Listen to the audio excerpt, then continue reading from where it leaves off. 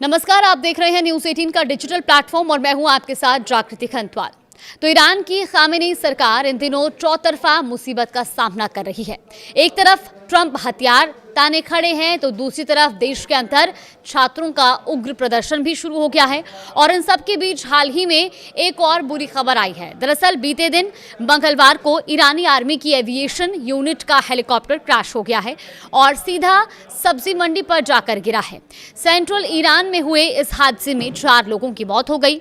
हादसे में प्लेन में मौजूद पायलट को और को पायलट की मौत हो गई, लेकिन इसके साथ ही 2 सब्जी विक्रेताओं के मारे जाने की भी पुष्टि हुई है। दरअसल एक मीडिया एजेंसी के मुताबिक ईरानी सेना की एविएशन यूनिट का एक हेलीकॉप्टर मंगलवार सुबह इस्फहान प्रांत के खोमेनी शहर काउंटी स्थित फल सब्जी मार्केट में दुर्घटनाग्रस्त हो गया।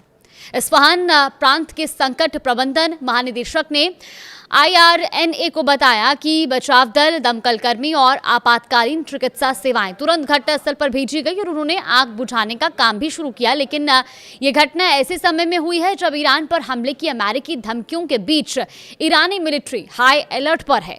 अमेरिका के राष्ट्रपति डोनाल्ड ट्रंप सीमित हमले की धमकी दे चुके हैं और हाल ही में उन्होंने उड़ान ट्रैकिंग डेटा से ये पता चला है कि अमेरिका से मध्य पूर्व एशिया क्षेत्र की ओर सुरक्षा कर्मियों, गोला बारूद और उपकरणों को ले जाने वाले विमानों का लगातार आना जाना लगा हुआ है।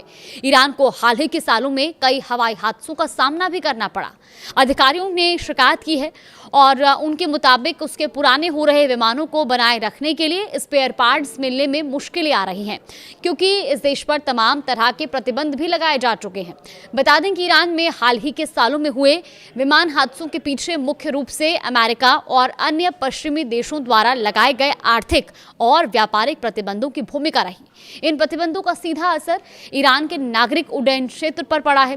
ईरान पर दशकों से ऐसे प्रतिबंध लगे हैं जो उसे नए विमान खरीदने से रोकते हैं और इसके अलावा विमानों के स्पेयर पार्ट्स यानी कि कलपुर्जों के निर्यात पर भी कड़ा पहरा है, क्योंकि दुनिया के ज़्यादातर विमानों में अमेरिकी तकनीक या वहाँ के जो उपकरण हैं वो शामिल होते हैं और इसीलिए कंपनियां कानूनी डर से ईरान को सामान नहीं बेच पाती हैं।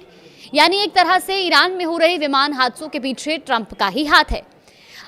IRNA न्यूज़ एजेंसी के अनुसार ईरान के सरकारी ब्रॉडकास्टर ने बताया कि गुरुवार को पश्चिमी हिमेदान प्रांत में देर रात ट्रेनिंग एक्सरसाइज के दौरान एक ईरानी फाइटर जेट क्रैश हो गया था, जिसमें सवार 2 पायलटों में से एक की मौत हो गई, जबकि दूसरा खुद को बचाने में कामयाब रहा था।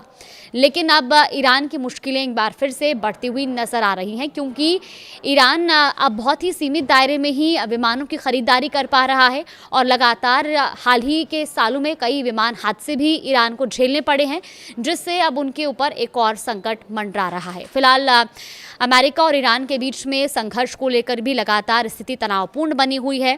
कई दौर की बातचीत हो चुकी है, लेकिन इस बीच अमेरिका के लगातार सैनिकों की वहां पर मौजूदगी बढ़ रही है और ऐसे में अमेरिका ये अल्टीमेटम भी दे चुका है कि वो ईरान पर कभी भी हमला कर सकता है।